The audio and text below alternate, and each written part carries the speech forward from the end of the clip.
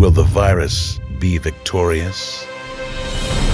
Journey of the Germ. Welcome. My name is Christian Luna, and I'm joined today by Carol Ann Hagley and Jung Kim from the San Gabriel Valley Mosquito and Vector Control District. Today, we're going on a journey backstage for Journey of the Germ. We'll pull back the curtain and show you the logistics behind creating an online educational experience and give you a glimpse as to why they can be so expensive. Team members who contributed to this project include Levy Sun, Ali Gaspar, Pablo Cabrera, Reggie Muth, and Kimberly Villafuerte. We thank them for their efforts in this project. So why spend $28,000 on an interactive educational experience? First, the California state and national science standards ask teachers to engage students with compelling phenomena, but we kept coming up short in our search. Second, we needed to distill a complex series of concepts such as the critical link between vectors, hosts, pathogens, and the environment in disease transmission in a memorable way. Third, our public health messaging needed to freely support public education and keep up with the latest and greatest technology. Utilizing various platforms was especially important when we were experiencing limited in-person contact and an increased detection of West Nile virus in our district. And lastly, we needed to remind the public that mosquitoes are the most dangerous animal on the planet. The possibility of sparking behavior change and saving lives using technology accessible to many residents made this a worthy investment. Journey of the Germ is geared for students in grades 4 through 12. Standards can be reinforced with support material. For example, the pathogen-host-vector interaction is a good example of interdependent relationships in ecosystems. Support material can add more details, such as the effects of disturbance on the dynamics, functioning, and resilience of ecosystems, and the effects of loss of species diversity on the host pathogen vector disease cycles. Our original idea was to create a physical model, a cutaway view of a mosquito where students could move the virus from the body of the infected bird host into the mosquito, through the digestive tract, and into the salivary glands, and then back down the proboscis to exit the mosquito as the virus is transmitted to a new host. A vendor we consulted encouraged us to think about a digital solution, and Pandora's box was opened. We wanted to present the disease cycle in a way that's cohesive and reasonably accurate without getting lost in the weeds. There was some conflicting data in the research, so we aimed for plausibility. This is a later version of one of many storyboards. We had to simplify and narrow the focus. We decided to focus on viral activity and push mosquito behavior and biology to the background.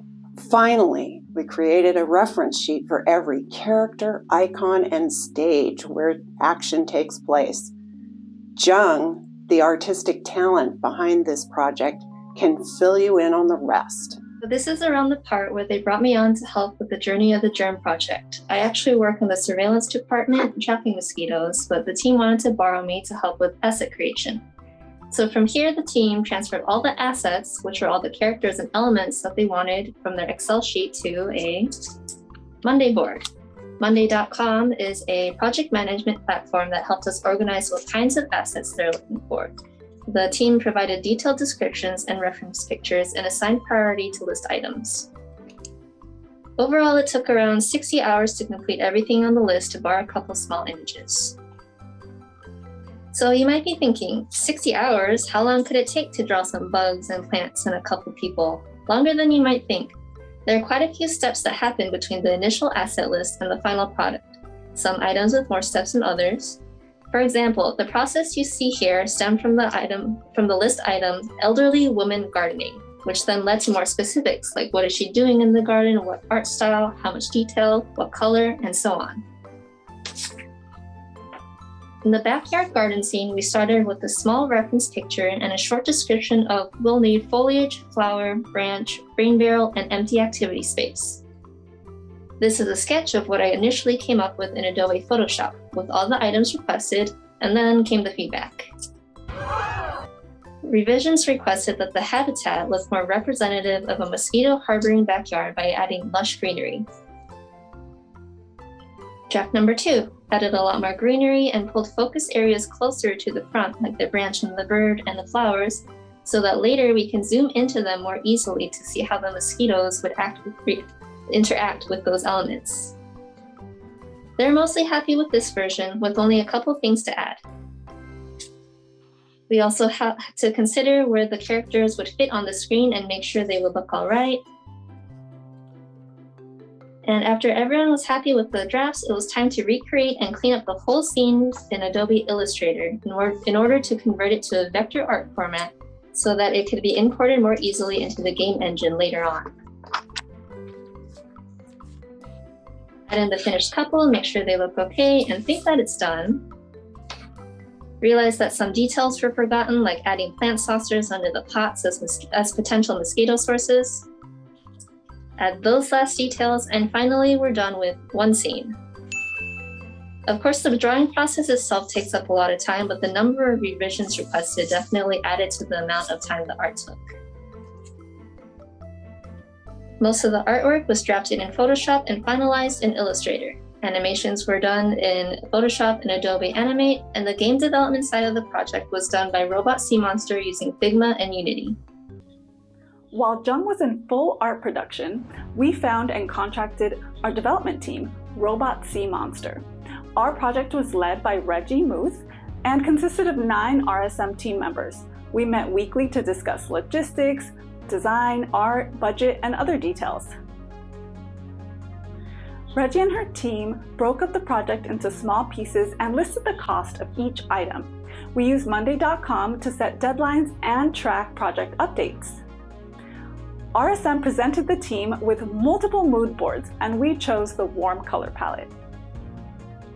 RSM took our PowerPoint slides and dropped them into Figma, creating the skeleton of the game. In Figma, we provided suggestions for particle effects, tiny objects that move and provide interest, and contributed ideas for sound effects. Figma then got some color, art, and the closed captioning was added to each slide. We created a Google document to track every little required edit, from escaping viruses to sleeping flowers. But we kept it lighthearted on our Slack channel, and after many, many edits, our vision had come to life. The result jams a ton of information into a 21-day simulation. Throughout the experience, various important elements of the West Nile virus transmission cycle are illustrated, including the impact of temperature differences on the disease cycle. Temperature averages were taken from 2020 data in the San Gabriel Valley. Timing in mosquito-borne disease cycling is shown on the top bar as you move through each day. The pathway at the bottom of the screen allows users to track transmission progress and speed of viral activity in each temperature regime. And vector, host, and pathogen relationships and interactions are illustrated as the mosquito moves about the backyard scene. And mosquito structure and function are also highlighted in the zoom-ins. The zoom-ins illustrate the activity occurring inside of the mosquito's body on a microscopic scale. As of Monday, October 10th, 2022, we've had 316 users enter the experience, mostly from the United States. On average, users are spending 4 minutes and 55 seconds on the experience, and 44.2% have interacted using iOS, followed by 38.2% using the web platform, and 17.6% using the Android app. We're currently capturing data on the pre- and post-assessment questions, and please feel free to reach out to us if you are interested in learning more about the pre- and post-assessment data. The web version of the video can be accessed using this QR code. The app for both Android and iOS mobile devices is available for free in your mobile app store. The interactive experience can be completed in less than 10 minutes. There were a multitude of people involved in breathing life into this project. Thank you to ESA for awarding us precious resources to help fund this project. Thank you to the residents of the San Gabriel Valley and to our Board of Trustees and our management team for finding the balance of the funding. Finally, we'd like to give a special shout out to Sandy Allen, Whitney Qualls, Ken Fujioka, and Tyler Polentz for taking time to look over the storyboards and lending us their insight and expertise. Here are our websites for EcoHealth Vector Education and our main website, which is sgvmosquito.org. Thanks for watching. Will the virus be victorious? Journey of the Germ.